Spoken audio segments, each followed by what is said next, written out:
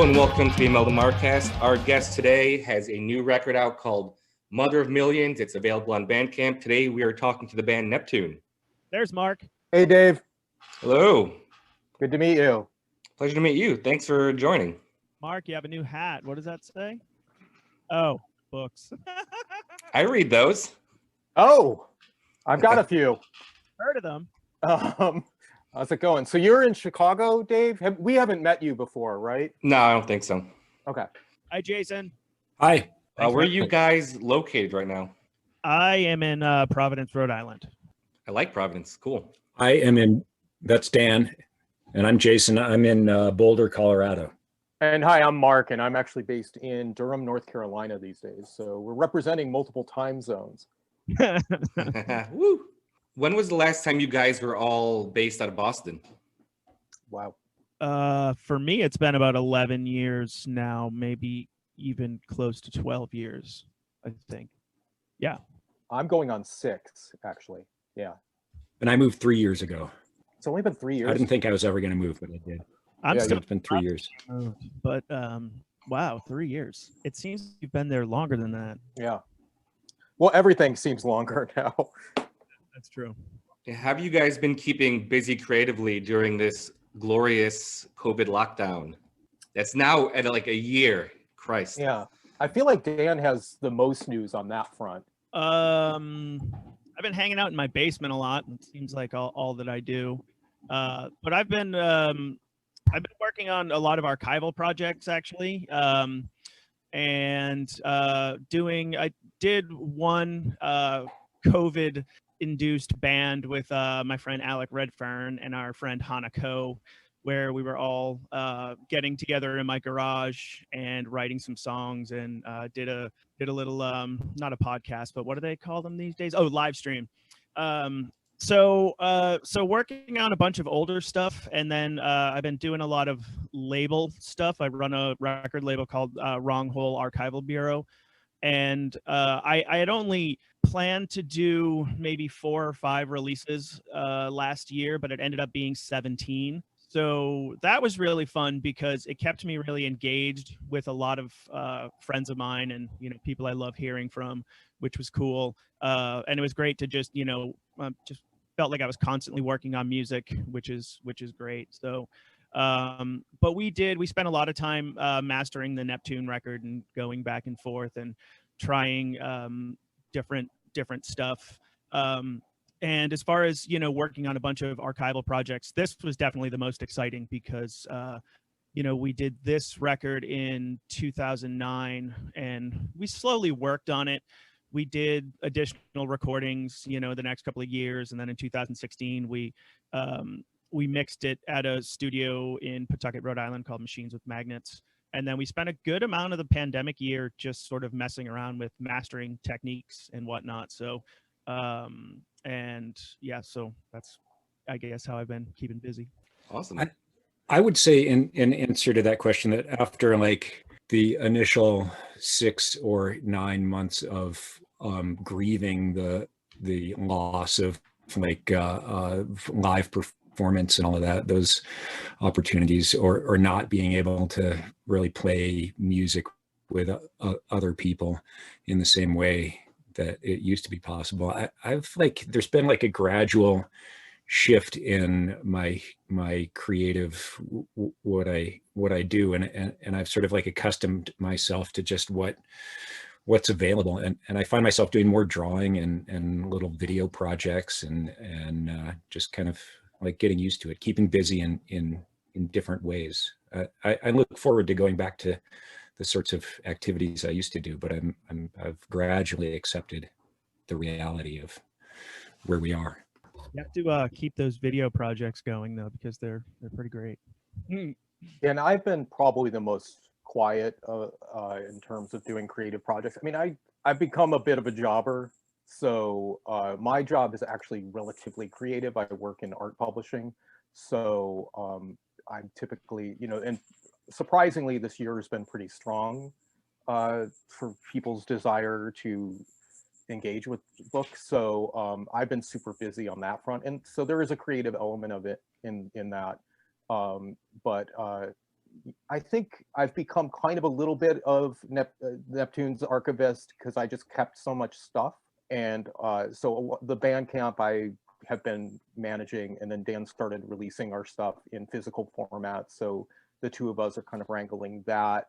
But in terms of finding things on hard drives, I've been really digging deep into that. So at some point in the near future, hopefully we'll have further recordings, because I've dug up so many that we've never released or came out on just a compilation that nobody's ever heard. You know, we played a lot overseas, and we show up on CDRs that were probably had a circulation of 20 or something like that. So there's just a lot of stuff like that laying around, including some recordings from the very early days of the band that the three of us have been figuring out. So I've been more on that level creatively, just pulling out what I can, and visually too. I have a pretty good visual archive of what we've been up to mostly since I've been in the band, though, which would have been 2001. Speaking to that, Mark's archival prowess, when we released the Mother of Millions cassette, we did a zine that came along with it, which kind of took forever because Mark took hundreds of photographs on that particular tour. And Jason did a bunch of artwork, and we put all this stuff together. And I would say I couldn't even guess at how many are actually included. We also had our friend John Strymish come and join us at the last week of the Mother of Millions tour we did in 2009 and photograph it. So that, I believe there's still a handful left if anybody cares. And Jason does a lot of kind of serial drawing projects that he would do while we were on tour. Dan, can you remind, or Jason, you want to remind me of by that you mean series? I mean, I wasn't actually drawing serial. Yeah, because either one of those could be true and probably are true. Do you want to talk about that, Jason? What was the question? What? Huh? Well, we included in the zine some drawings that you had done. You would choose a serial project in the sense that it would be one thing that we kept running into, perhaps when we stayed at someone's house. Yeah, well, when in those days when we were touring, it would frequently be in Europe, and it would be a new city every night, and that was like very disorienting, and just kind of a lot of sensory input.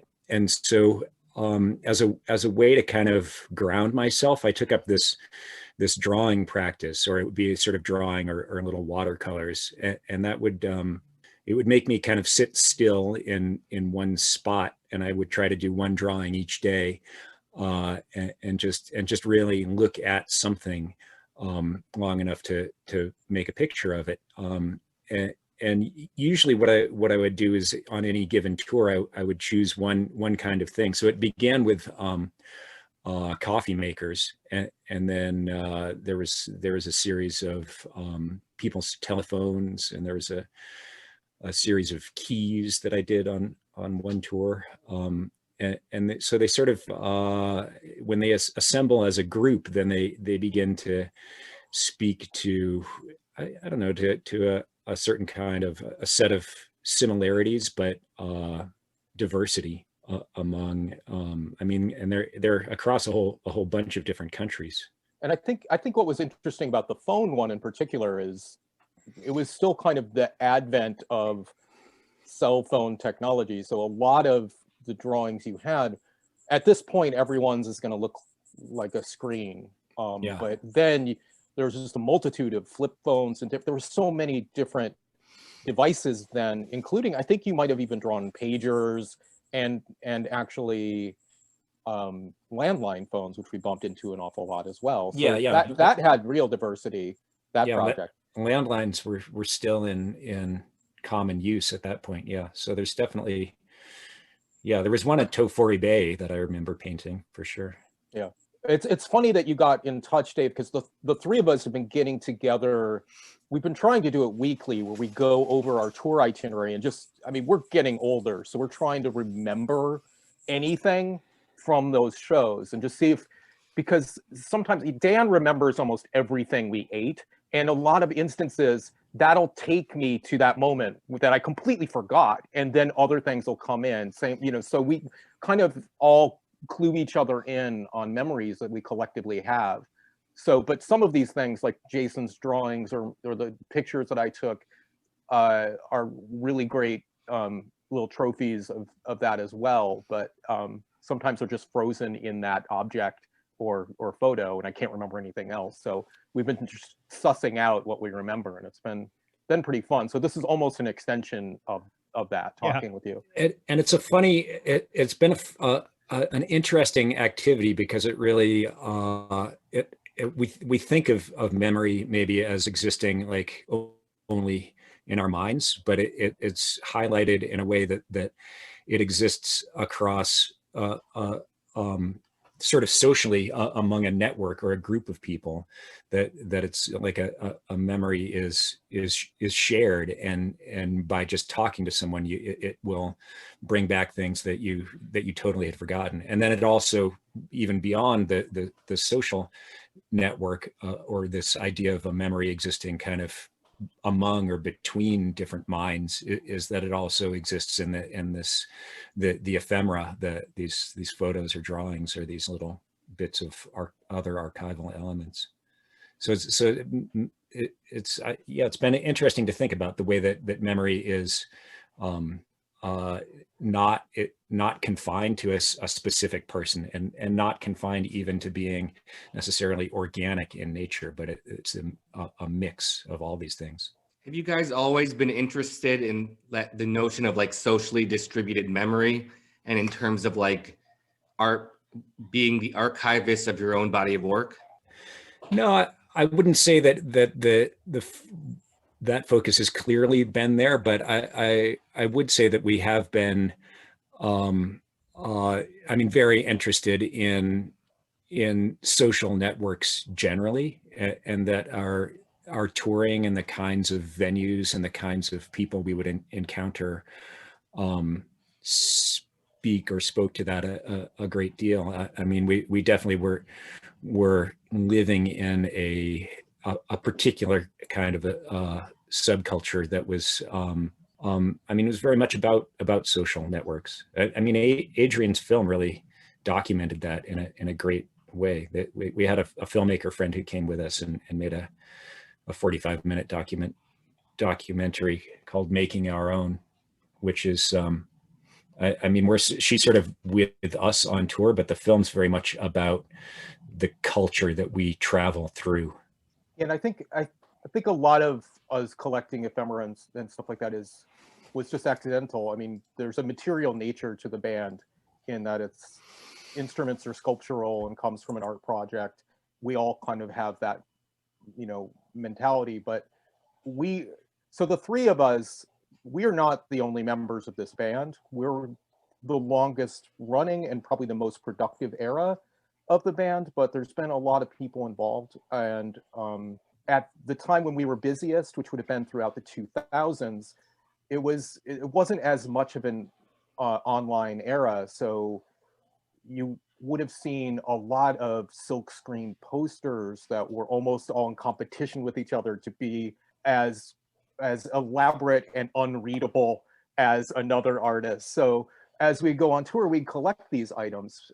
And I think partially because we're art-minded and we wanted them. So I think a lot of our, there's a lot of actual paper materials, particularly if you tour in Europe, where it's not just flyers. Sometimes there's going to be a booklet that goes with the show, or a lot of these venues, even if it's a squat, they get some government funding to make printed materials. And we would just collect these because we're art dorks as much as we are quote unquote musicians, which probably shows when you hear what we play.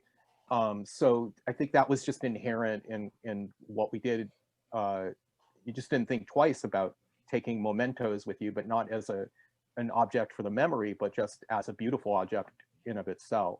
So I know that sculpture has been a central organizing principle for the band. So clearly in terms of not just like homemade instruments, but does sculpture also influence the music in the sense of like a sense of three-dimensionality or like spatialness? Who wants to handle that one? Jason, you should start it. Well, there's I mean there's certainly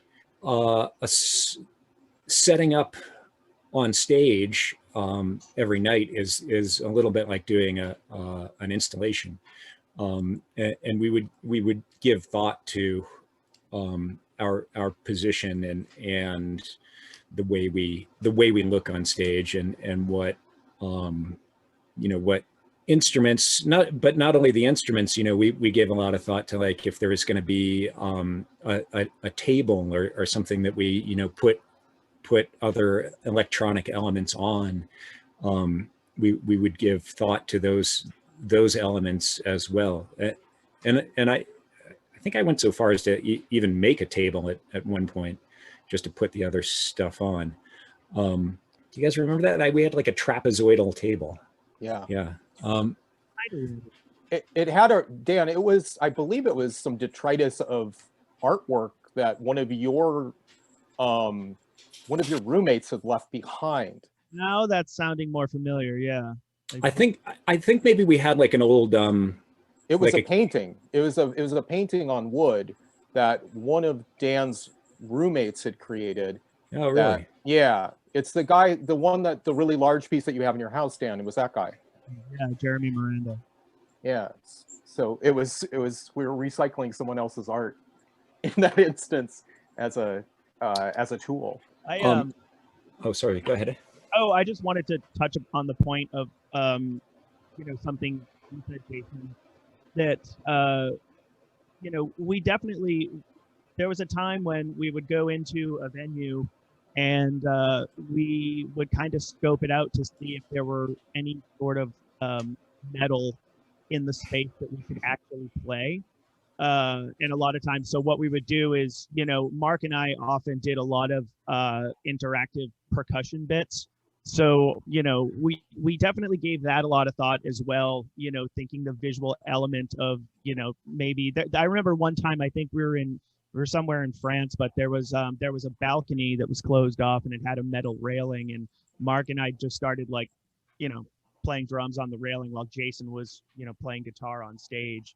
So we did a lot of that, which I feel goes along with the whole installation idea of performance.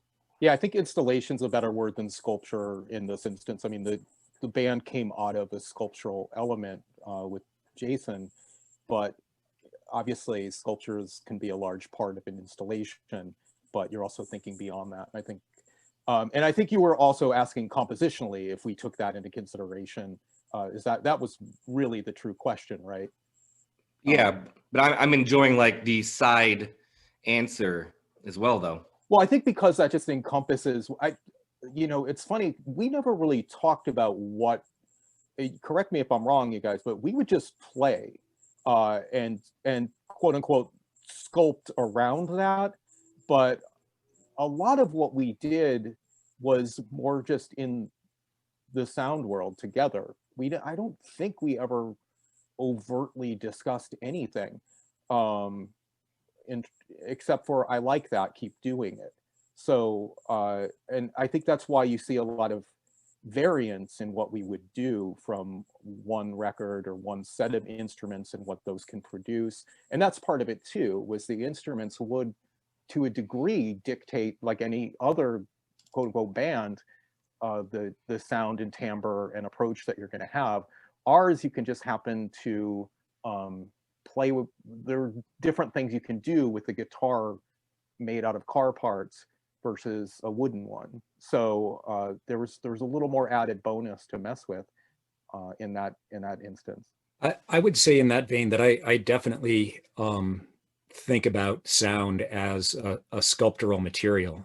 It's just an invisible sculptural material, and I think it very much, that mindset informed us a lot, and especially in composition, because we used additive processes and subtractive processes to a great extent. There's a lot of kind of making noise and messing around in composition, and then a lot of listening and thinking and editing stuff back out.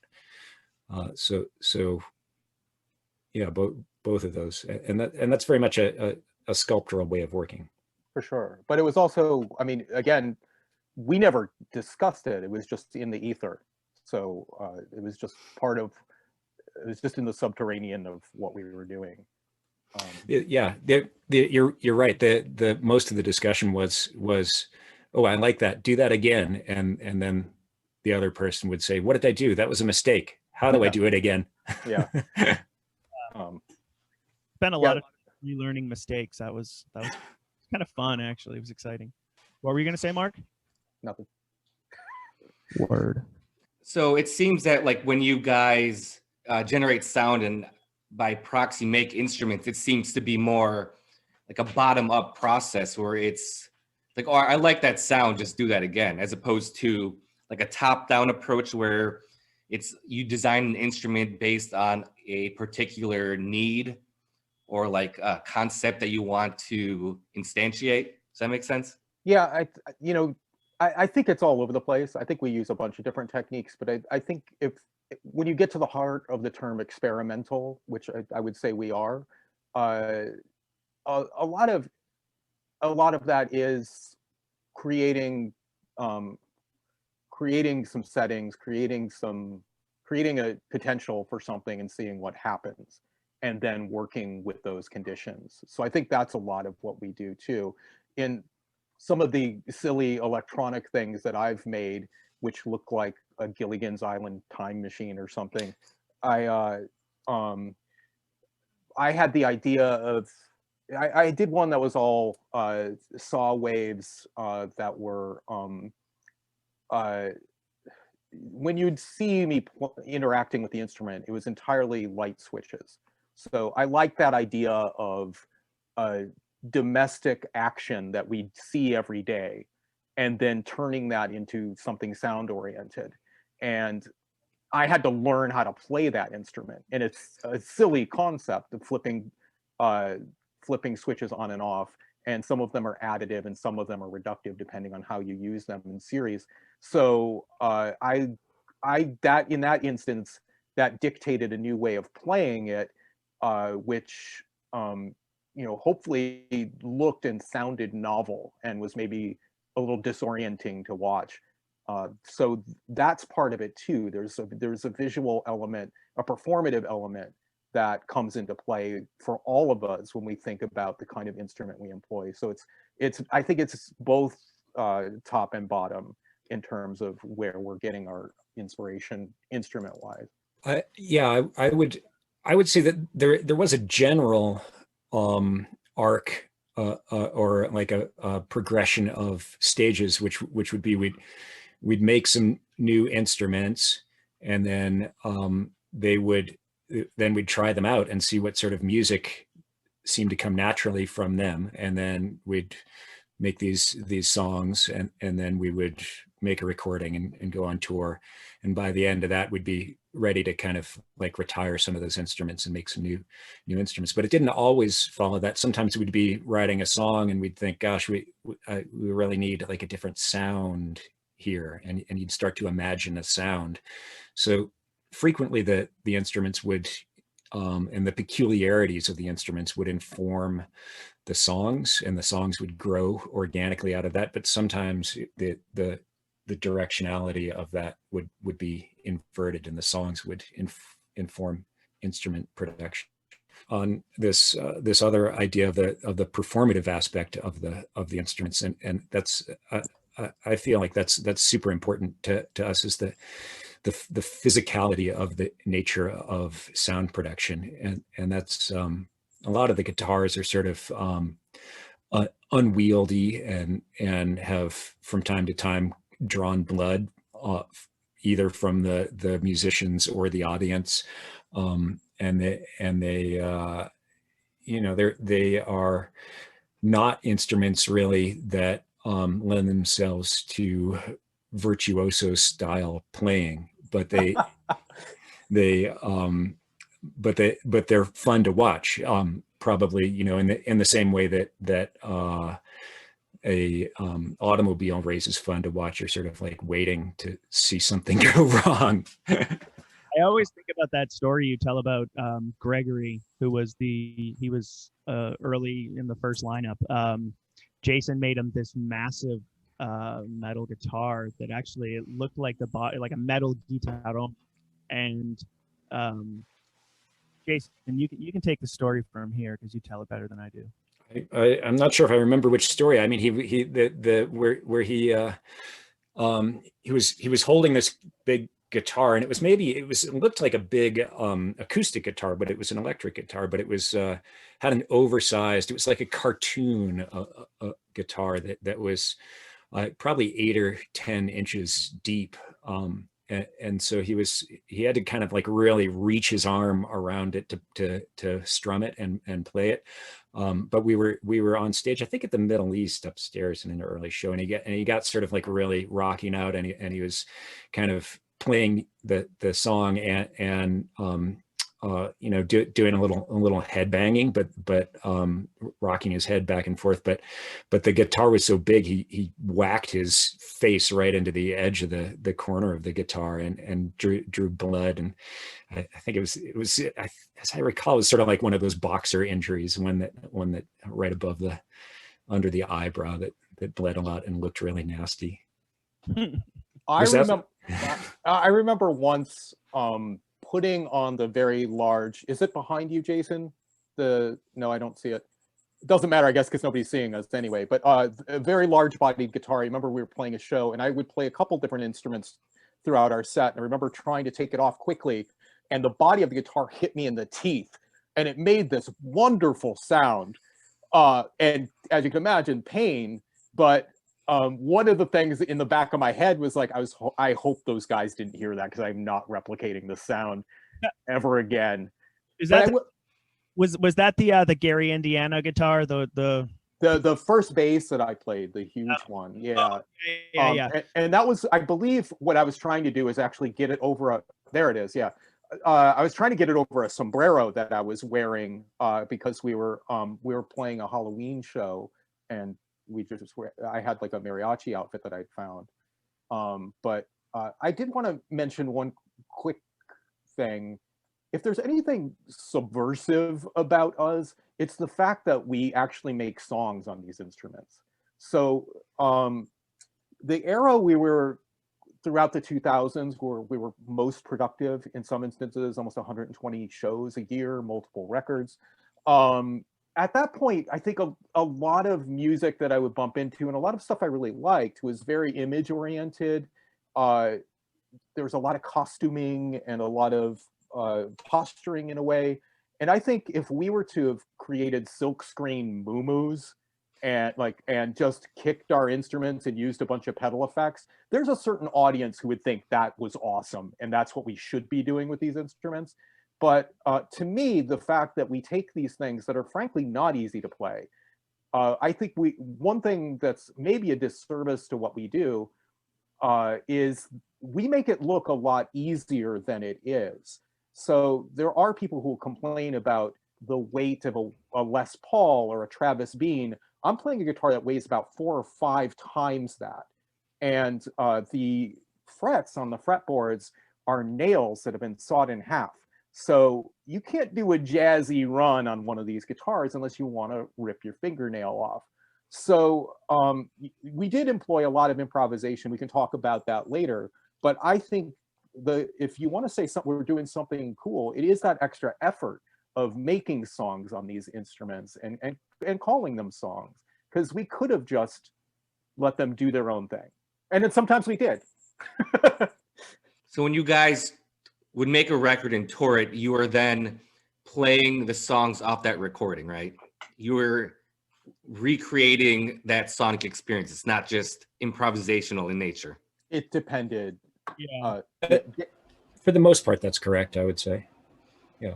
Well, one thing I'll say is in a lot of ways, I wish we'd record later, that we would have put the set out and traveled it first, because a lot of nuances would come out as we played, or we would do something performative as part of the set that would come through sonically too, like so something gestural where you're hitting an instrument or doing something extra.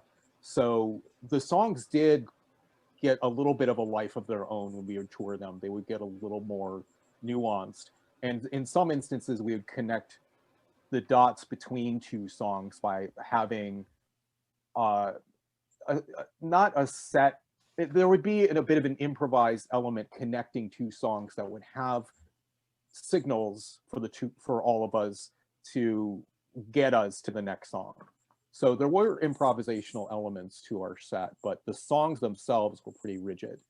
Yeah, I would say mostly composed with some sections of structured improvisation. That's good. Yeah. Dan? I agree with all of that. Yeah.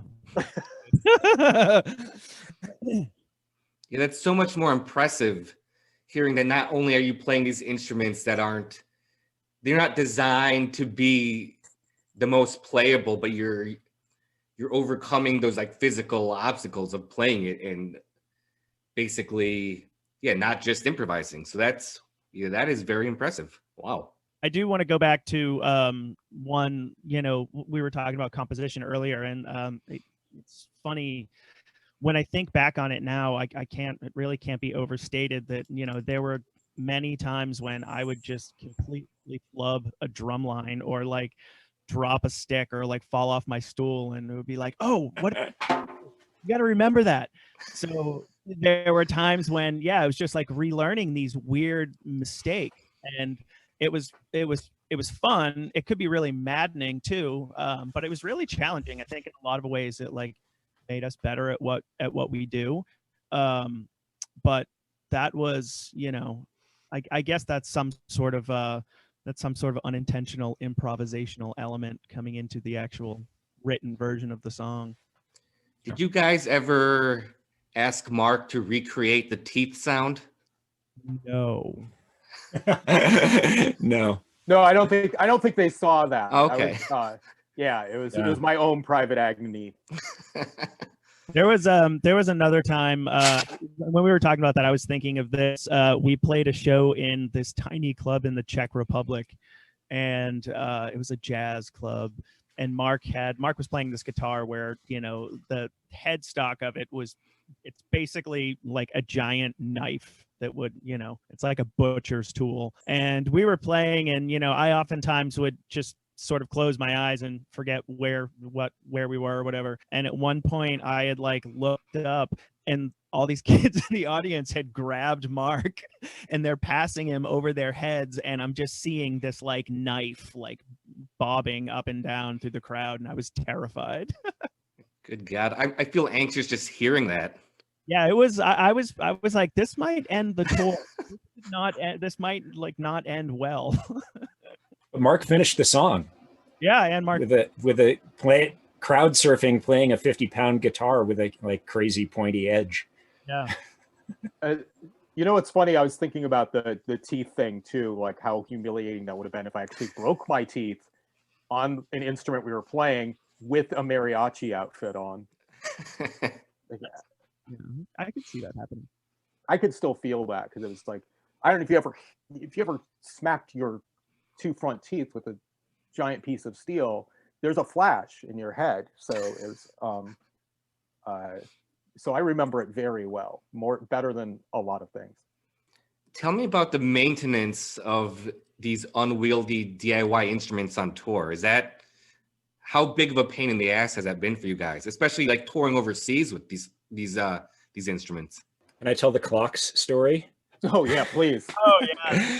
So we were playing this song that I think it was like an instrumental just called Clocks, but we had, as part of the musical material for the song, we had these old style like wind up alarm clocks, and we'd taken them apart and put contact microphones inside so that we could get the live sound of a clock ticking during the song.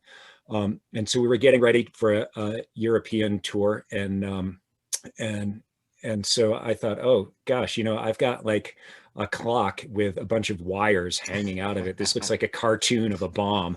I'd better disassemble this before I get on the airplane. So I took mine all apart and packed it away in my luggage. Mark also had one of these clocks, and he totally forgot about it. He just threw it in his carry-on, and then he walked right through security, and there was no trouble whatsoever. And then, to our surprise, they pulled Dan aside and questioned him intensely about his drum key for like a really long time. I think they thought that maybe the drum key was like a little one hitter or something. They thought it was some drug paraphernalia. They must have, because, you know, I mean, I was furious. I was like, go get the guy with the bomb. Why are you bothering me?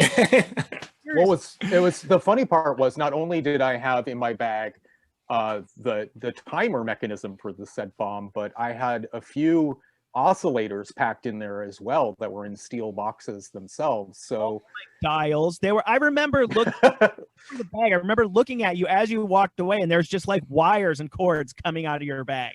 And I'm like, you know, like pleading with the TSA people out, saying this drum key, it's basically a wrench for drums. Get it? One of my favorite things, they asked you even more questions. They said, what are those round things? And you said, records. Well, to get back to your question though, I think the guitars themselves are super hardy. They, in a lot of instances, they wouldn't even go out of tune from one show to the next. However, the electronic instruments and more delicate things that we would make would be very problematic. I mean, Jason's a lot better at creating his electronics. I have very shaky hands, and sometimes that it makes it a little harder for me when I'm trying to solder. But it also does create some great sounds that when I fuck something up. But the temperatures of where we are, and it does vary a lot. There's a lot of lore between the three of us about this show we played in Kren, Slovenia, in a former municipal swimming pool that had been abandoned and was covered in black mold, that we had to stay in for 2 days without any electricity or running water. So, you know, the very nature of showing up after something being in the back of our van, getting cold, an electronic instrument, a very, in my instance, is poorly made electronic instrument, and then you bring it into a warmer setting, it's going to change. The tones will get higher. Sometimes, I remember, I'll say one last thing. I remember we played a show immediately following Thurston Moore at South by Southwest that was part of a label. What do you call it when it's a showcase? Yes. And we had one song where the instrument I mentioned with the light switches on it, there was a big moment when I first played that in one of our songs, and we're playing, and I'm ready to do it and just, you know, flip on the switches and let the just sound come, and nothing happened. And I couldn't get the thing to work. And it was the only instance, actually. I will say our stuff is actually pretty hardy, but it can be, due to the temperatures of where we're playing, it can be just all over the place sound-wise with what you get. But I ended up finding out it was just dirt inside of my power switch that I didn't notice. And we ended up, I don't know if you guys remember this, but we ended up having to improvise our set because we have multiple songs that use that instrument at that time. I've tried to fully block those 2 days out of my memory. So. No, when we'd go on tour, as far as maintenance stuff, a lot of times, more often than not, it was, you know, our store-bought electronics. My mixer would break a lot. I was very new to, you know, the world of like mixers and electronics and dealing with effects pedals and all that stuff. But that stuff, you know, due to my limited understanding of it at the time, it would break all the time. So I often would be like, hey, Jason, can you figure out why this doesn't work? So yeah, that was you know, kind of a I would say the most. And the other thing would be for me personally is drum heads would break a lot. And I remember trying to find a snare drum head. I want to say it was also in like Slovenia or somewhere. We had to go try to find a music store. And I remember finding one, and the drum head was something like, I don't know, it was like 50 American dollars or something. It was really expensive. But I think I collectively between the three of us, I think we've killed like a dozen Memory Man delay pedals. yeah, It's probably enough. Yeah, enough to make like a Guitar Center pedal dude cry. I've at least gone through 2 or 3 in my time. Yeah. So Well, because we're sending raw voltage into some of these with the instruments that we made.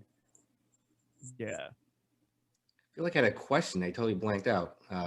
Because of the slaughter of the Memory Men.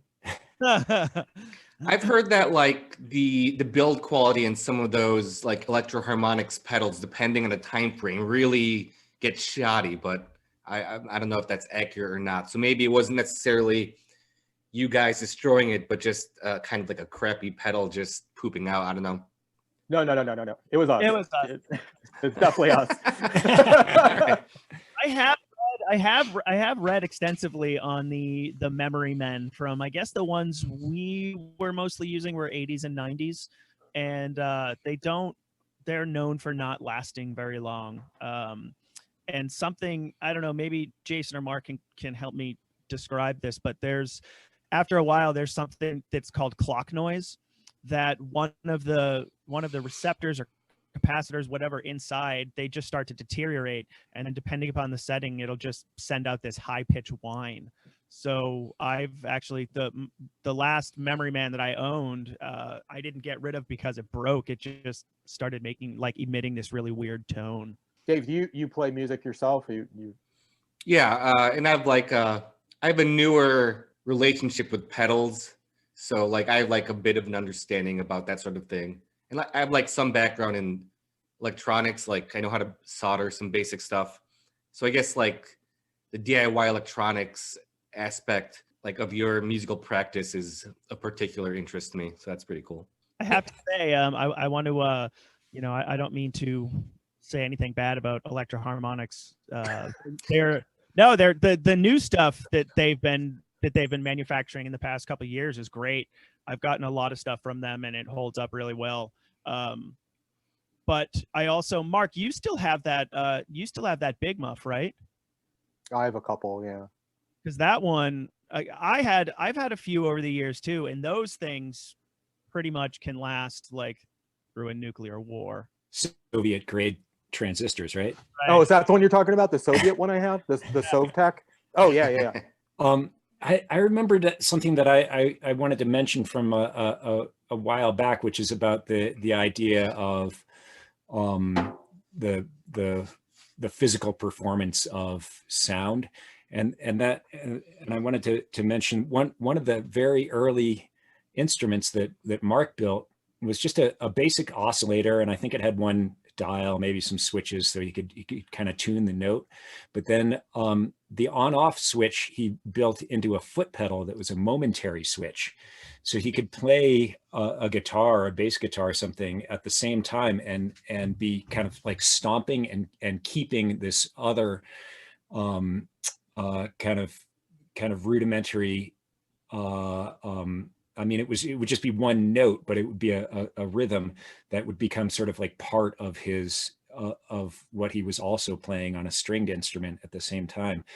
And I thought it really, that was, seeing him do that was really amazing to me, because it really it made me think a lot about the possibilities of the body and using it in different ways to produce sound. I mean, I'd seen for so many years, seen guitarists, stomp on pedals and change the sound of their guitar or whatever. And it's, it's frequently this kind of a kind of an over accented kind of a performative stomp that you see guitarists sometimes make on stage. But here was Mark making a whole different kind of sound. He wasn't just altering his sound. He was like making this other note with his leg while playing something with his hands. And so that turned him into this similar to a drummer, like a multi-limbed performer. And I thought that was so interesting. And ever since then have thought about, ways to employ various parts of the body, not just the hands, when constructing an instrument. Yeah. Go ahead. You did a lot of that as well, Jason. And on the new record that we did, Mother of Millions, there's a lot of that stuff going on. And you remember building me you built me we called it like a momentary interruption switch. So I also would play some sort of oscillator that, I could control it with my foot. It wasn't really performative, but as I was doing stuff with my hands, I could just turn it on and off here and there. So people have said, like, when they'd watch us live, they couldn't tell where certain sounds were coming from. And I really liked that element of the band. And after, I took a while off from playing music, and Neptune did a show with these two guys, Kevin and Farhad. And it was the first time, I flew back. I was living out in Arizona, so I flew back for the show. And I just remember actually being able to experience that. I'm like, what the hell? I don't know where anything is coming from. And it's kind of I think that's a really cool effect.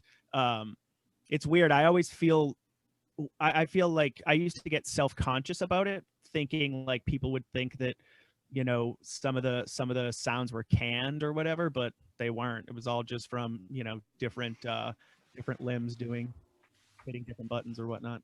Yeah, I think it's really cool that like the affordances of your unique instruments creates, in a sense, like a more pure gestural motion, as opposed to just a dude hitting like a pedal that he got from like Guitar Center. Well, Jason might want to talk a little bit about, we took that concept of using our feet and did a few different things. Jason has continued to play with I can't even call it a newer band for him, because he's been doing it for about maybe 6 years or so, maybe longer, Jason. But it's this band called E, and he employs a lot of ideas that we incorporated early on in Neptune, has just kind of refined it. And one of them is, I think in 2005, Jason, you'd built this box that had a giant coil in it, a giant spring. I can't remember where the spring was from. I think it might have been one that would be in a screen door to close it. I think you put that in there. And I would step on it and have this super fat, 2 Live Crew low-end bassy sound to it. And we made a song with it.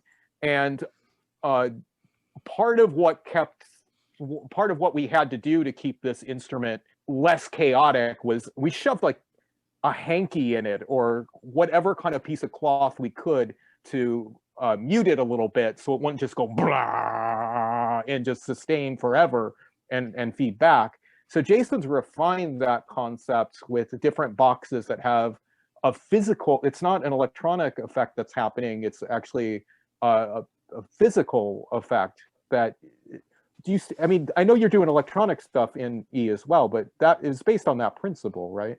Yeah, well, I mean, that's the band where I play with Talia Zedek, and so I when we started playing together, I decided I was just gonna keep playing my homemade instruments, and she was gonna play the guitar that she plays. And so it was like new territory for me, because I had to become more conscious of playing in a more standard tuning so that it would mesh with her. But at some point we decided to we were talking about getting a bassist, and I didn't want to get, I liked it with 2 guitars, but I thought we did need to fill in the low end. And so I built this low end stomper, the bass E stomper, which is essentially, it's like a 1-tine thumb piano. So it's actually got a guitar pickup inside of it, and a hacksaw blade, which is clamped at one end. And so when you stomp on this thing, the hacksaw blade vibrates and it's tuned to a very low E note. And that, since most of our songs in that band were in the key of E, that would just sort of go with anything we were playing, and it would fill out the low end nicely. And that's part of how that band got named.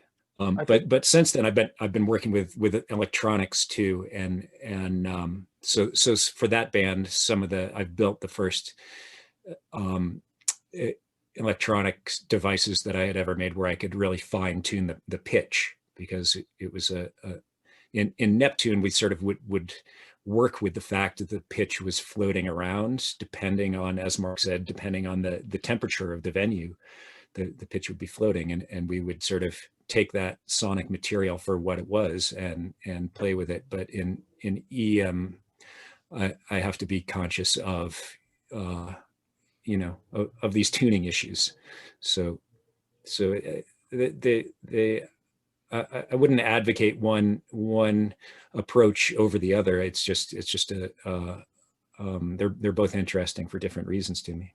And I think on the newest record, our newest released record, the one from 2009, Mother of Millions, one thing that we did an awful lot of in that era was you'll hear a lot of things that might sound like production effects, but they're actually amplified drums, which was something we started to do in the late 2000s and incorporated into a bunch of our songs. Or in some instances, one of us in the band manipulating someone else's, manipulating the sound of perhaps one of Dan's drums as he's playing it through our own amplifier. So that's an element too that we play with, which creates a lot of atmosphere. That is another little invention of ours that we had done over the years. So not only did we have odd percussion elements in the group, but we also would actually amplify and play with those tones. And I think that was an important idea for us. This idea of, it's related to what Dan was talking about, of that thing that the audience would experience, that question of who's making that sound. The answer might be that it's not just any one of us, it's more than one of us, because somebody might be striking a drum, but somebody else would be manipulating that sound with whatever electronic effects and using then it would be coming out of their amplifier. So there's sort of like a kind of a decentering of musical identity and a destabilizing of identities that happened within the band, and that happened in terms of who was playing what instrument, but also in terms of the sonics of the whole, the sonics of the totality that was happening at any given point. I think in most rock bands, you get sort of like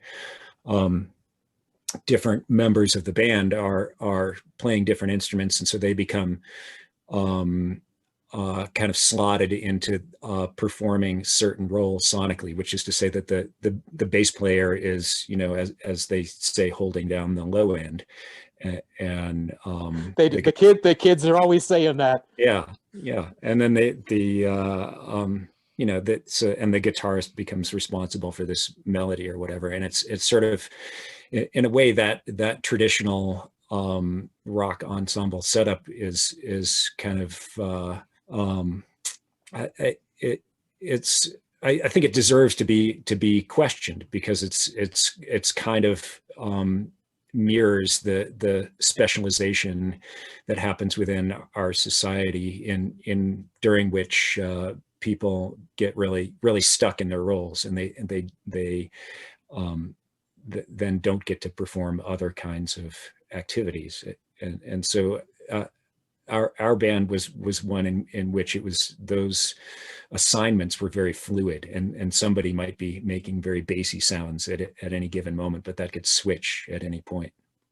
I want to say the whole thing with us manipulating each other's signals, that's something that's really stayed with me. The first time I ever really experimented with that was when we were writing the Mother of Millions record, and at one point I think Mark suggested picking up Jason's signal, what was coming out of one of his amplifiers, and putting it through my pedal chain, and I did that, and is really interesting because it adds a layer and a texture, and that is something that I do to this day pretty much all the time. I like the element of you can be playing, but then you can just sort of color somebody else's sound for a little bit of time, and vice versa. But that's, to me, I think that's a really interesting way to work. And in one of the bands I play in currently, there's a song that we play where I just joke that I'm the DJ, because really all I'm doing is just manipulating the sound. But it's actually, I find it to be really fun. Yeah, and that idea of us getting outside of particular lanes, sonically or timbre wise, is again something that wasn't necessarily discussed. It was just something that happened, and that I think exemplifies just kind of where we come from as people. And we, like I said, we've been talking with, like, once a week. We're trying to maintain getting together and talking about kind of our old days or whatever. And I think at one point we were talking about the roles of like what we would do in distinct songs. And it's true. I can think of songs where I start out as kind of the quote unquote lead guitar, and then the next change, I'm actually playing the bass and Jason's playing the quote unquote guitar. And at some point, we're both playing bass on top of each other, and then we flip the roles again. And then Dan is actually creating the melodic content while playing drums on electronics. So it's I think there's some utopian stuff in there, but again, I don't remember us ever discussing it. It just felt correct. Yeah, I don't think we ever really discussed it. The thing, one thing that I really love about Neptune was just the constant. We were always trying new things, like, who knows if it's going to completely fail, but let's try this, or let's try this. So we were always really challenging ourselves, like, changing our setups, or, building different phone, like Mark took an old touch tone telephone and put a jack in it and amplified that. So I think a lot of that came through just, constant experimentation. So in like the liner notes for the new record, you guys list the instruments used for each song. So is it fair to say that each song is an exploration of that particular set of instruments that were used? That's a neat way of thinking about it. I would say any song is that, though, isn't it? Yeah, no, that's right. Yeah. I guess I never really thought of it that way. I mean, ours are a bit different, right? But I think you're trying to figure something out, hopefully. But yeah, for us, it was on this particular record, Mother of Millions, we did incorporate some new techniques that we hadn't done before. I play a cassette player. I never even thought about the fact that if that thing broke while we were on tour, I didn't bring a backup. I did have one, but I didn't bring it. And something that has that much mechanics in it, very, pretty hard to replace if something went wrong. But that was something where there might be some individual things that happen between us, again, that we don't really talk about, but I wanted to challenge myself in terms of playing consumer electronic devices as part of my sonic palette. So a tape deck that was meant for educational use. It had 8 outputs on it. So it'd be for probably an elementary school listening experience where all the kids, it happens to have 8 outputs that are all mono, so you could just use your typical 1/4-inch jack to instrument jack. So maybe we all do this where we choose we choose to do something sonically and then see if we can actually materialize it. And the funny part is the sounds that I'm creating with that, I don't think you would ever know that I was playing a tape deck. It's a percussive instrument on one of the songs. Yeah, I think the only time you really would know is, you would kind of, I think is it Colburn Bells, that you intentionally try to capture the screeching of the rewinding tape. Yeah. Like it slowly evolves into this like pattern, this rhythmic pattern. So I'm looking at those liner notes now. Tell me about the Betamax Bass. Haha. Do you have it behind you, Dan? Actually in my garage. Jason? So that was just a a lot of many of the instruments would be made from found scraps predominantly, and so this was just like an old Betamax player that had a steel box. It was probably produced in the 80s, and so that it was actually like a pretty durable box that the guts of the Betamax were in, and I must have found it in the trash. I don't really remember at this point, but I just took the gutted it and then used this hollow steel box as the body of a guitar.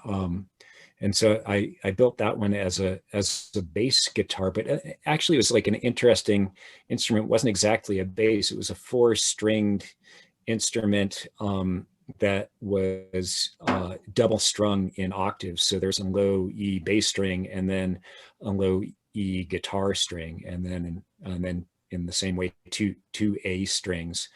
So it's definitely a hybrid instrument in many different ways, but it's because of those double strung octaves. It's great for playing disco. Yeah, it's also that the Betamax bass also got a lot of mileage being a percussion instrument. Yeah. There were songs where like both Mark and I like would play drums on it. So yeah, that's a pretty versatile instrument. There's a song on this record called Leaden Curses, where my riff on that song is I'm fretting a single note and then punching the side of the instrument to get a percussive sound, and that's it. That's basically what I play for like 8 minutes. And so yeah, there is a versatility to it. I will say, Jason's using terms like octave, but the guitars are pretty haphazard. I wouldn't call that an octave, and I don't think Dave would, because I believe you're a guitarist. Yeah. The intonation on the instruments is wonderful. I mean, it's not like a guitar intonation. It's haphazard, and that's what's wonderful about that, is no matter how hard you try, if you were to try and tune those 2 strings that Jason was talking about as octaves, once you fret it, they're not in the same zip code. They're a little bit off, and that's what's great about it. It creates these wonderful overtones. I don't know if you've seen Ardo Lindsay, the guitarist, play, but he plays a 12-string guitar, and none of those notes match. It's a wonderful, horribly annoying sound. So when you're punching the side of an instrument, what is your preferred miking technique for that? It's coming through the pickups. Okay. Well, yeah. So there's another thing that we do, is not only are we playing the instruments in a straightforward, well, I mean, obviously punching it isn't very straightforward, but we actually prepare our guitars too. So there are instances where we're jamming something and creating an all new bridge on that guitar and playing both sides of it. So what you're hearing there, I think, no, I don't think I have that one prepared in that instance. But really, what you're hearing is, because it's a steel body with a steel pickup attached to it, you're actually hearing the body as I punch it. So it's a very percussive sound. It's no different than if you were to put a contact mic on a piece of steel and hit that. So you are actually hearing that, but in addition, you're hearing a little bit of reverberation of the strings themselves. So it's a unique sound, I think. Why the long break between initially recording and then releasing Mother of Millions? There's a few answers for that. The reason the band never really took a break, I really felt the need to get out of Boston, which is something that we talked about earlier when we first started talking. So we recorded that record before I moved to the desert for a couple of years. So we just sort of sat on it for a little bit, but the band continued and did a couple records after that. And bands always, one thing that I really always loved about the band, even from before I joined, was the collective element. There's always different memberships and, people like, I don't know, it seems like a lot of people are just sort of always members of the band, even if they're not currently playing. So with Mother of Millions in particular, we recorded that in July of 2009. I moved out of Massachusetts in January of the next year. So we sat on it for maybe like 3 years. And then I moved back once I was on, the same coast. We started working on it more. And it's something that, was always burning a hole in my side because I loved it so much, but it's still like, even me being here, it wasn't so easy for us to get together all the time. And the band had kind of once I moved back, the band was sort of, on a different path anyways. But we did continue to work on it, and then, recording overdubs. And then in 2016, we got together to mix it, do some more overdubs.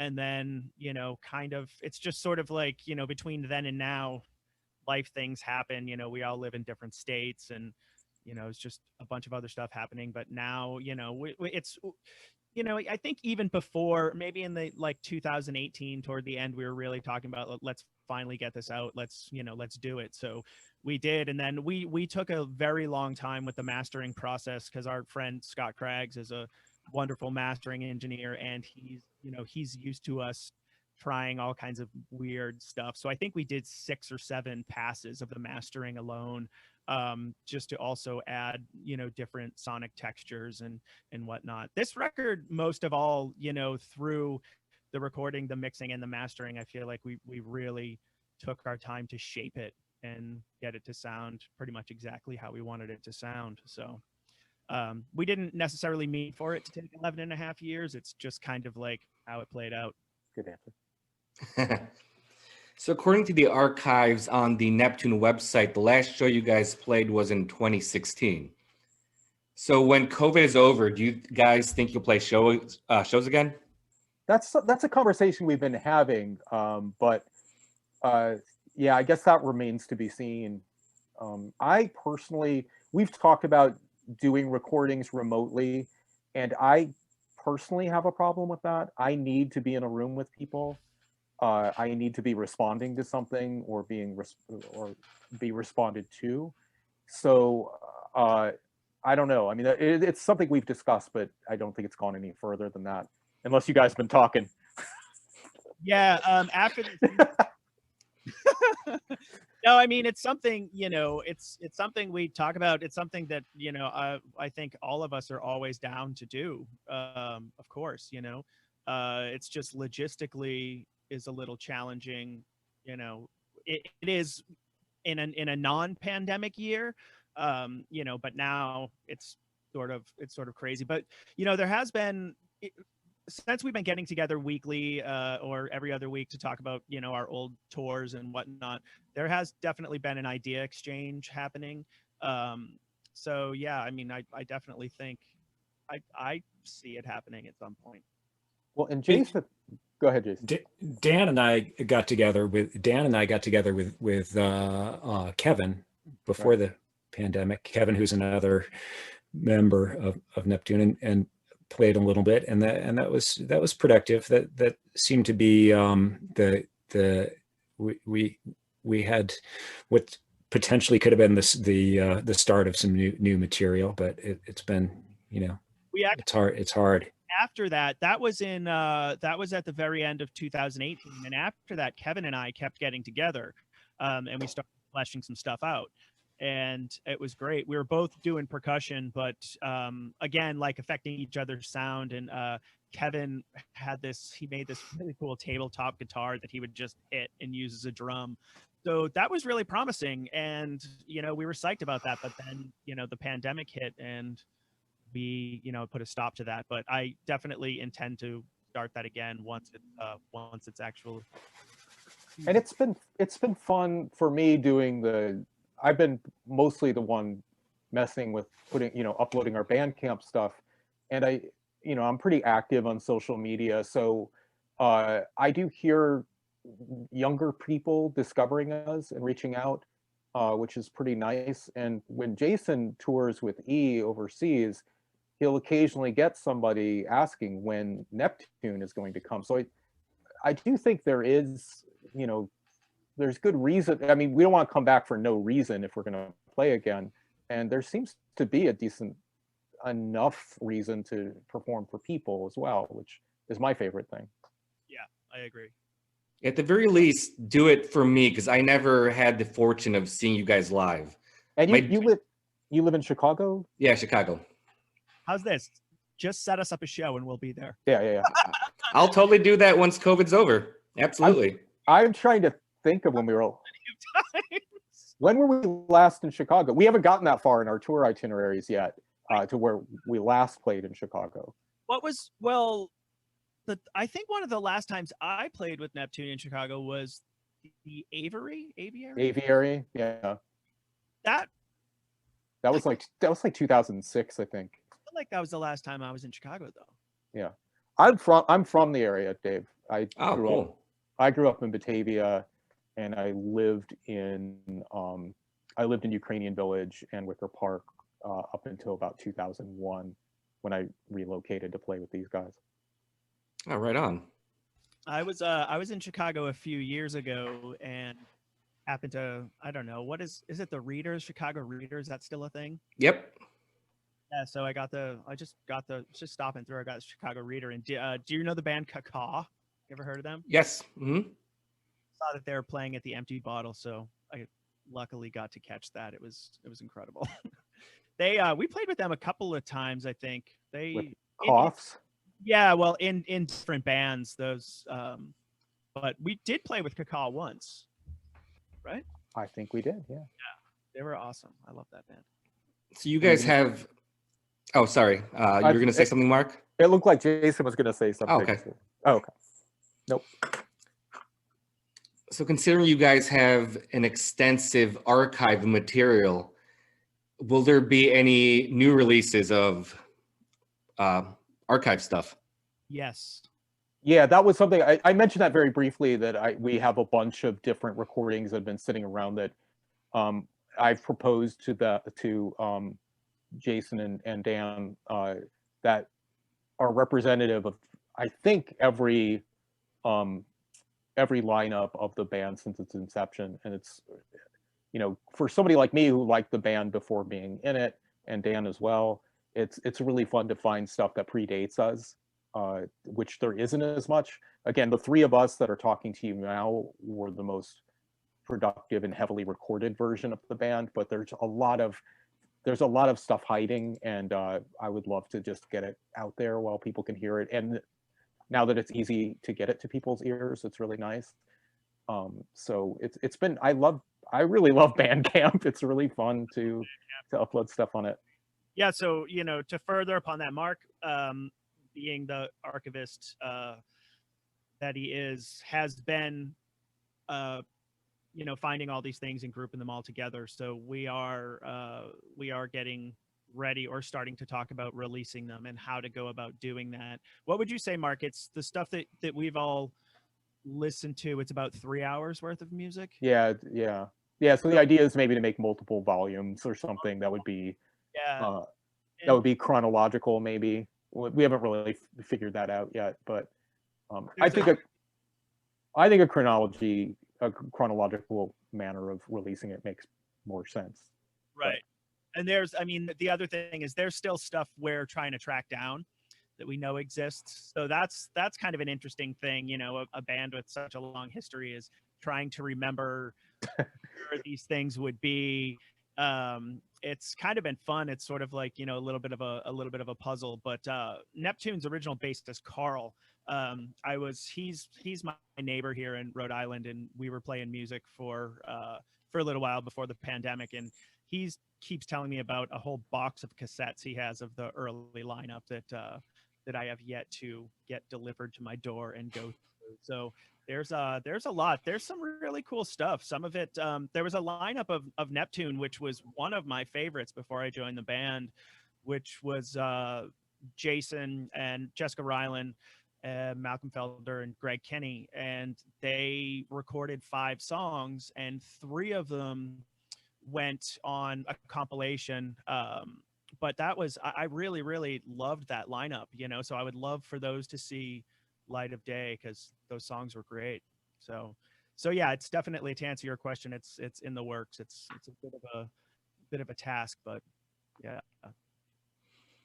So I want to be, yeah. Oh, sorry, Mark. We're sitting on a few recordings of a lineup that was Jason, Kevin, Micah, and I, that we never released either. So, you know, we've always been productive with recording. I think one thing we chose to do in the era of the band that was the 3 of us that you're speaking with now was in a lot of ways to release our blueprints for our songs. So there were 3 cassettes that we released over those years where some early improvised nuggets of songs that came later onto our proper records actually appear, or you can hear slight ideas that become something later on that's a full-fledged song, or nothing, or they're just straight up noise jams or something. But so we were always recording for the sake of ourselves so we could hear it, but in some instances people like those recordings even better, so it's fun to get them out there. Kevin just told me, I think he found even more stuff. Yeah. I think existed recently. So Kevin's, you know, Kevin's always, I mean, before I joined, Kevin has always, you know, been involved in the band. And he's recorded, you know, most of our output. So he's, you know, I'm sure he's got a lot of stuff. So he's also digging through his own archives to try to find other stuff. All right. I want to be mindful of your time, so I'll just ask 2 more questions. Since you guys have been reminiscing about your show history, is there any show that you guys have been talking about recently that really sticks out of being like a fond memory? There are so many. There really are. I don't know. For me personally, there are many, many, many highlights. You know, a lot of it. It's all different what will make something memorable, whether you like ended up with stitches or you played with a band you loved or somebody puked on your shoe or something. You know, there's so many. I mean, it's hard to really narrow it down to just one. One that just jumped into my mind when you asked that, Dave, was I don't remember exactly where this was, someplace in Ohio. Dan, was like the hottest show we ever played. Oh my God. And you were just like dripping, Cleveland, dripping with sweat. And then after the set, I just remember seeing you take off your shoe. It was Pumas, I think. You took off your sneaker and just dumped the water out that had accumulated, the sweat that had accumulated from your leg. Wow. That night, I remember that was insane. Like playing in a sauna. And so that night, I was wearing yellow Pumas. And so after I dumped the water out, put my shoes back on, we got to the place where we were staying, and I took my socks off, and the dye had actually dyed my feet yellow. And I freaked out. I thought I had. Yeah. I'm more disturbed by you guys using the term water to describe Dan's gnarly foot sweat. You know, the thing is, a lot of the things that can make something memorable for us is just something that might be kind of intra-band, and that's why these conversations that we have, we don't, you know, something could be particularly funny because one of us did something that only the three of us know about. So that can inform, you know, probably like any band, that can inform the show. You know, in a lot of ways too, like we'd mentioned early on, our setups sometimes would create unique results. And because we played in Europe so often, the venues are really varied. You can, one night we could be at at a contemporary art center. The next night we could be in a half burnt down church. The next night could be at a cheesy bar. Like, so it's, so those, the amount of experiences we had doing that kind of dictate how the show would go, how we would have to set up. Like we said too, Dan clearly remembers us using the space as an instrument, and that's not the first time we did that. So, you know, there's one that comes to mind for me when we opened for Mission of Burma, who, you know, we're a great band. I used to read about that band when I was in high school, right? And here we are finally playing with them. A week before that, Dan fell down some stairs and broke his wrist, and then decided to play anyway. So, so that we had to figure out songs where he isn't using his wrist that much. He didn't put a cast on it. He decided to wait to get a cast until after the show. And a neurologist I asked about, like, what's a good thing for pain, just told me to get him drunk on scotch. And so that it's memorable for that reason, because we had to think on our feet in a way of how are we going to perform these songs, which songs are lowest impact, and then, okay, here's the drums he hits, because fortunately it was in a venue with a very very nice miking setup. So we had Kevin, who we've mentioned a couple of times now, mix the show, and he leaned on in terms of volume, on the parts of the kit that Dan couldn't hit as hard because of his arm. So, you know, thinking about the kind of stuff that's exciting is usually stuff like that might not be so interesting outside of the three of us reminiscing about it. I have one memory that isn't it's not a show per se, but it you know, Mark mentioned a half burned down church, and we had played a show in Utrecht in the Netherlands, and we were staying at in an old squat building, which was probably, I would say, maybe 4 stories. And it was an old furniture building that had burned down, I think maybe in the 80s. And, you know, a bunch of people took it over and, you know, were able to squat it. However, they didn't fully rebuild the inside. And I just remember walking up, you know, this shoddy flight of built stairs, like 3 stories up. They're like, all right, you're going to sleep over there. And we were just like, there was plywood lying on just singed beams and nothing but 3 stories and then concrete. And I just remember, you know, like, you know, wishing myself to sleep. I was like, please let me fall asleep before I put my death. That was a very, very memorable time for me. Yeah, so it's usually something like that, you know, that that informs our experiences. Like I'll say that, like, if you guys ever published like a Henry Rollins style tour journal, I would totally buy that. I'm sure you guys have amazing stories. There's some good stories in there, yeah. Yeah, but that's when we started I told a friend that we were doing these conversations, and he said, "Why don't you record them?" And my response was like, we're just going to be it's going to be all inside jokes for the most part, like any band would be. So I'm trying to think of instances where the things where it would be interesting from a band perspective are ones where we had to work with the environment that we're playing in because they were so varied. But I think, as you can tell, the things we remember are just not that. We remember really stupid things that occurred to us. So, if you send Mark your address, I will send you the new cassette, and I will send you one of the zines. Oh, awesome. Yeah. That sounds great. Yeah. Yeah, it has a lot of, like I said, lots of archival, images of us just being idiots, pretty much. I think if you guys ever wanted to start a Patreon, it could totally work centered around you guys just reminiscing. If you ever wanted like a side income, I think it would work. Just my 2 cents. Okay, I got one more show in Berlin. The merch girl passed out underneath the merch table. Yeah, amazing. Yeah, one of the European tours we did. Was that the last tour? that was 2009, yeah. Our dear friend Martina Rossi, we know her from playing in Italy, and we became good friends with her. And she would come on tour with us different times. She's come to Scotland. She's come all over the place, and we would have some drinks, Martina and I, fun.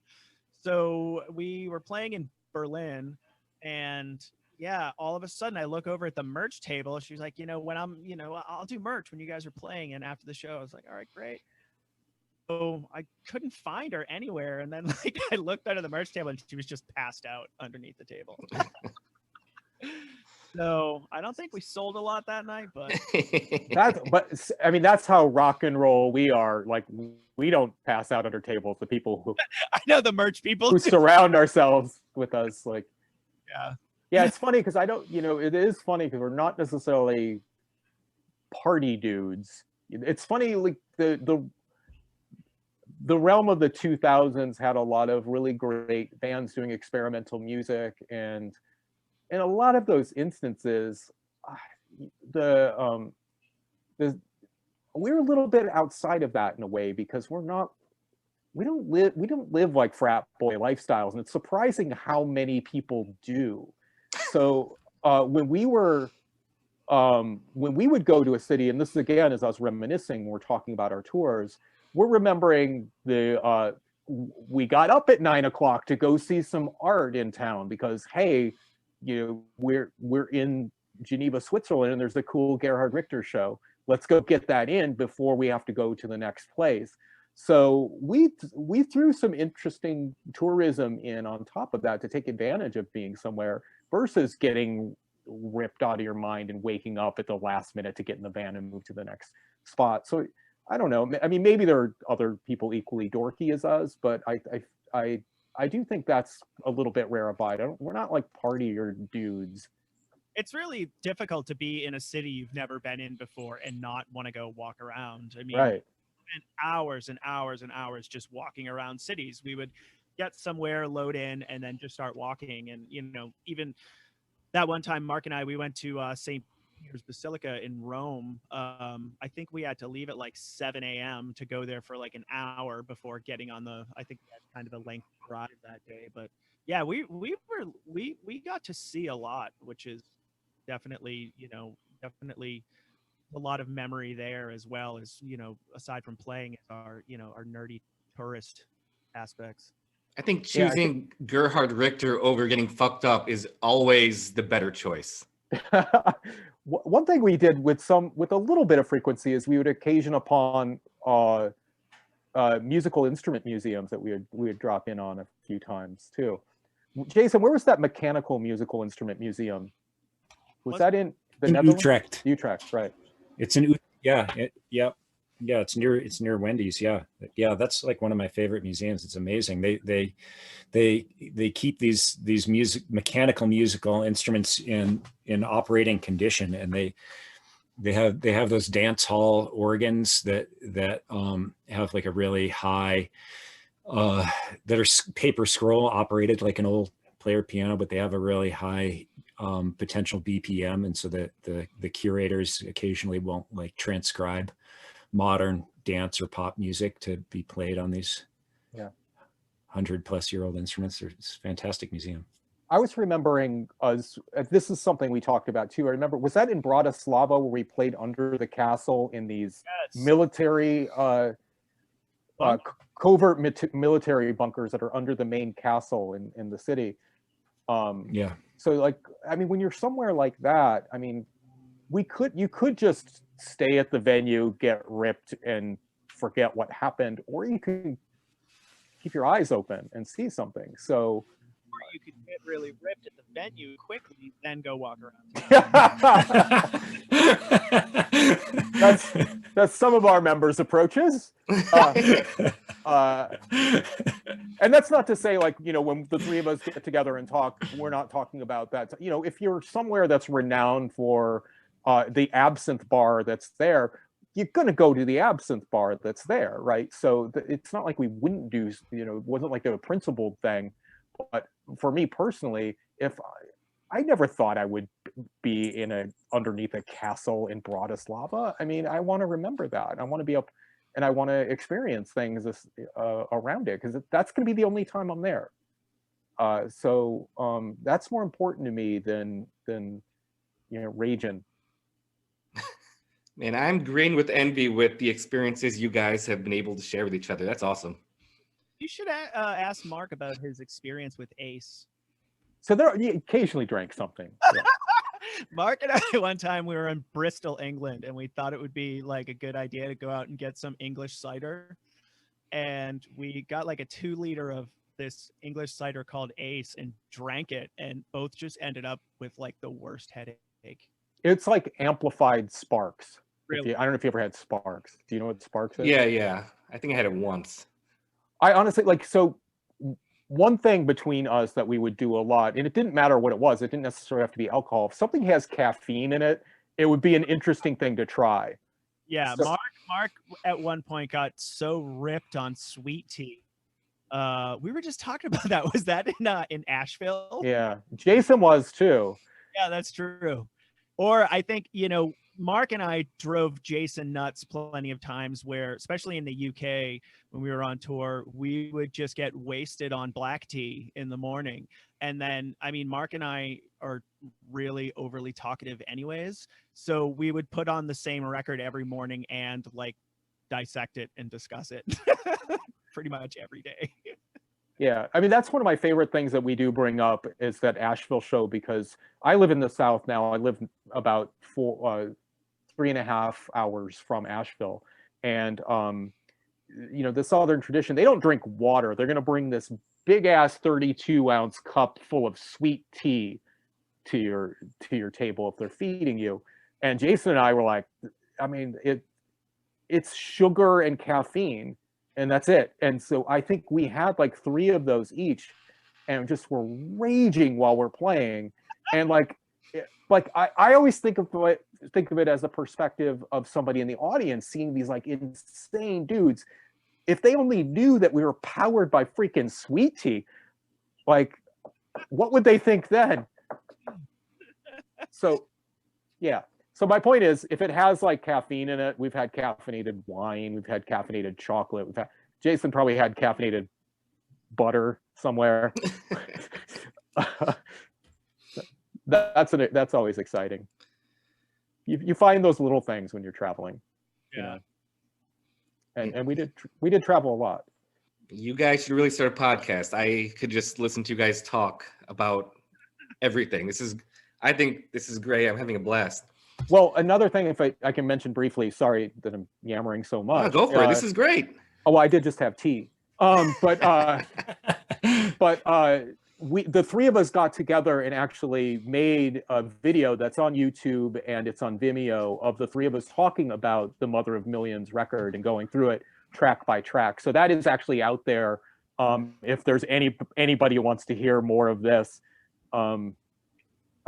we actually play parts of the songs and kind of talk about our experiences in creating them.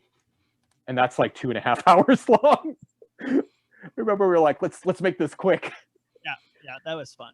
Well, we really did. I mean, we like that record. I love Mother of Millions because it sounds so fried and gnarly, but put a lot of work into making it sound that way. And you know, there's funny elements where I remember, you know, something we were talking about was Kevin Micah, who recorded the record, was trying to get one of Jason's sounds, and Mark and I were just looking at each other and we're like, that just sounds like a fireplace.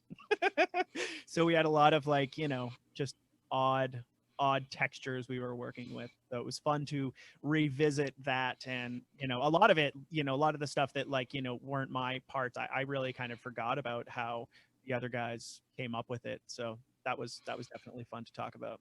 The other day I did tell a buddy of mine to listen to Mother Millions, and he got back to me and said, wow, I did not expect something to sound like that. And I was just like grinning. I'm like, oh, that's great, man. When I remember when this is something that I completely forgot about until, you know, maybe sometime last year, is when we recorded that, Mark had the idea of putting all the room mics through tube amps. So I mean, all of the, you know, you want to like get a lot of overtones, but all of the room mics themselves are, you know, through tube amps and blown out. So so yeah, there was it was a lot of work to make it sound so bleak. I might have to try that idea out. That sounds really cool. Do it. Sorry, I went to the bathroom. Were you talking about miking the room mics in through amplifiers? Yeah. Yeah, we were trying to capture the overtones, and that seemed like a way to do it, and we did. All right, final question. What was the last song that was stuck in your head? Would have been Nights on Broadway by the Bee Gees. I've been in a real Bee Gees phase lately, because they're awesome. But I watched the Bee Gees documentary, and I also have a dog, a Boston Terrier, who's named Barry Gibb. That's awesome. I grew up with that stuff, but you know, I've been like, if I'm working a lot of times, you know, I like to listen to, I mean, I love disco. I love good 70s disco and like R&B and all that stuff. So yeah, watching the Bee Gees documentary really got me on a big Bee Gees phase. So yeah, I think this morning I woke up and I was singing Nights on Broadway. Jason? I think you're on mute. Yeah. All right. So here we go. I'm going to play a 30-second song here. Oh, great. So I'll give you a little the background. Let's see. Oops, what's going on here? An old friend of ours is having a baby, and so my daughter and I just recorded for her yesterday a little 30-second song. So my daughter, she's 7, is singing the lyrics, "Happy baby. I hope you have a happy baby." And let's see, where did I put it? Nested in all these folders.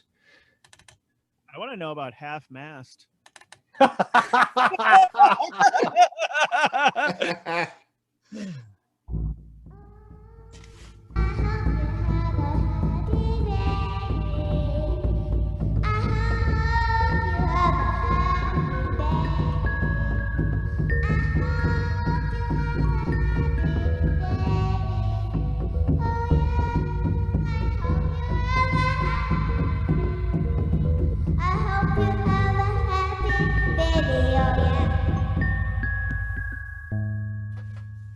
I cannot wait for the official release because that rules. Now, That's rad. I don't know how aware you are of, Jason, that it was Yoko Ono's birthday, I believe 2 days ago. Oh, really? Yeah. Well, I don't know if I could top that. There's a younger band that I really like called Palberta. It's like the town Alberta with a P, and it's got this no wave vibe, but through the lens of stuff like maybe Y Pants or Roaches or the Shags. They're really great. And then there's an really overt dedication to repetition in their songs, with beautiful vocal harmonies. So it's also has a little bit of a krautrock influence too. So I've been really into a song called the song that I woke up with in my head is called "A Fragile Place" from their recent record. I'm such an evangelist for this band because it is rare for me to find newer music that I really love. This has referential elements to it with the no wave kind of sound, but it's just wholly unique, and I really think they're great. I on Mark's recommendation, check them out, and it's pretty awesome stuff. And I think I could be wrong. What about you? Hang on, Dave. What's been in your head? Probably something. Okay. The chorus guitar riff on Led Zeppelin's No Quarter. Whoa. Interesting. I don't even know what that is. I'll have to find that. I bet I know the song. I know that. I was gonna say that I could be wrong on this, but I think two of the members of Palberta have a band with Simon Haynes, formerly of Gorilla Toss. I want to say it's called Shimmer, and it's pretty weird and no wavy and like all sorts of awkward in a good way. So yeah, I hope I'm recalling that correctly. Yeah, we know Simon. We played with Tradici Bocce even. Did we play with them more than once even in Boston? I don't think I was in the band then. I don't. That doesn't sound.